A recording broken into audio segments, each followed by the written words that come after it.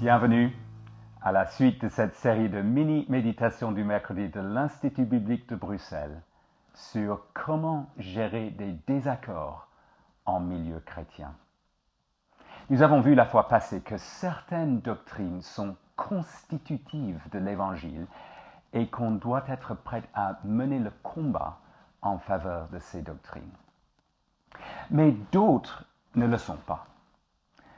À l'intérieur de celles qui ne le sont pas, il semble nécessaire de distinguer celles qui sont proches du cœur de l'Évangile et celles qui sont accessoires à l'Évangile. Par exemple, dans 1 Corinthiens 11, Paul fonde certaines distinctions en ce qui concerne les rôles hommes-femmes sur la doctrine de la Trinité. La doctrine de la Trinité est une doctrine d'importance de premier rang. Mais il est possible de rejeter les distinctions que Paul évoque dans 1 Corinthiens 11 sans pourtant rejeter la doctrine de la Trinité. Quelle est notre posture face à de telles questions?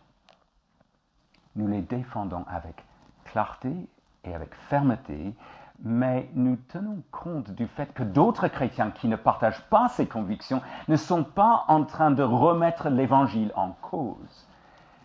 Les autres questions sont celles qui sont relativement peu importantes, c'est-à-dire sans lien étroit avec le message de l'Évangile. Toujours dans 1 Corinthiens 11, est-ce que le repas du Seigneur devrait avoir lieu dans le contexte d'un vrai repas, contrairement à la pratique de prendre un petit morceau de pain et un petit gobelet de jus de raisin, comme c'est souvent le cas lors du rassemblement du dimanche matin?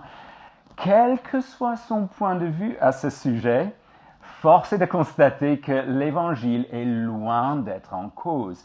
Des prises de position divergentes sur ce type de questions ne devraient en aucun cas représenter des facteurs de querelle ou de division.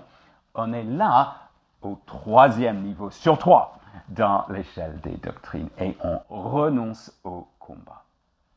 Dans le livre Sacré des Accords, je suggère que pour un conseil d'anciens, il pourrait être difficile de travailler ensemble s'il n'y a pas un avis commun sur les 2 premiers rangs. Si un ancien pense que Dieu garde ses enfants jusqu'au bout de la course chrétienne et qu'un autre pense qu'un croyant peut perdre son salut, un tel désaccord ne porte pas directement sur l'Évangile, c'est vrai, mais il est au 2e niveau et pourrait provoquer des tensions. C'est semblable pour le mariage. Ce serait bien d'être d'accord pour les questions des 2 premiers niveaux sur 3 au sein du couple. Pour de futurs couples potentiels, je recommande que vous classiez tous deux les convictions qui se trouvent dans le questionnaire de la première annexe du livre. Si vous êtes déjà marié et que vous découvrez à la lecture du livre qu'il y a plus de sujets de désaccord au sein de votre couple que dans l'idéal, soyez rassurés. Cela n'empêchera pas Dieu de glorifier son nom par votre mariage.